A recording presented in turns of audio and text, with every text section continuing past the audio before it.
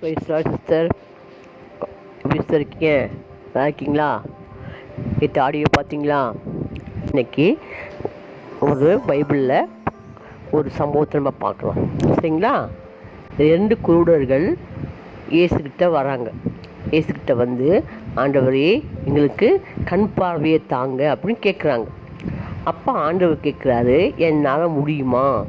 உங்களுக்கு கண் பார்வையை கொடுக்க என்னால் முடியுமான்னு கேட்குறாரு.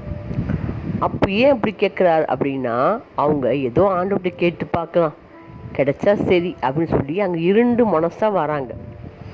அவங்க உறுதியாக வரல, கேட்டு பார்க்கலாம், அப்படி சுகமடைஞ்சா பெற்றுக்கொள்ளலாம் அப்படின்னு அவங்க 2 மனசாக வரனால எப்படி அவர் கண்டுபிடிச்சாருன்னா, இப்போ பாருங்கள், நம்ம மனுஷ முகத்தை தான் பார்ப்போம், ஆண்டவர் இருதயத்தை ஆராய்ந்து அறிகிற தேவன்.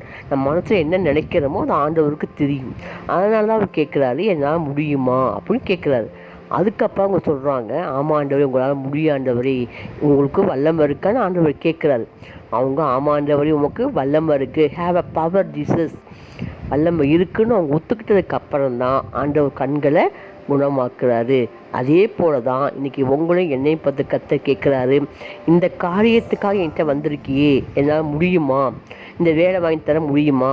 இந்த கண்ணை அடிக்க என்னால் முடியுமா? உன்னை குழந்தை பாக்கியத்தை கொடுக்க முடியுமா? ஏற்ற துணையை கொடுக்க முடியுமா? உன் பிள்ளையை படிக்க வைக்க முடியுமா? ஞானத்தை கொடுக்க முடியுமா? சமாதானத்தை கொடுக்க முடியுமான்னு ஆண்டவர் பார்த்து கேட்குறாரு.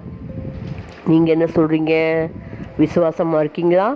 முடிய ஆண்டவரேன்னு வந்திருக்கீங்க இல்லைங்களா?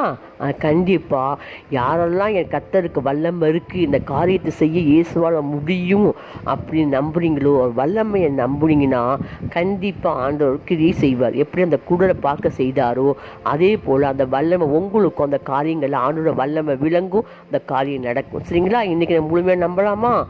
நம்மளை பார்த்து விசுவாசிக்கியா, நம்புறியா, வல்லமை இருக்கான்னு அவங்கள பார்த்து கேட்டாமல் நம்மளை கேட்கவே கூடாது.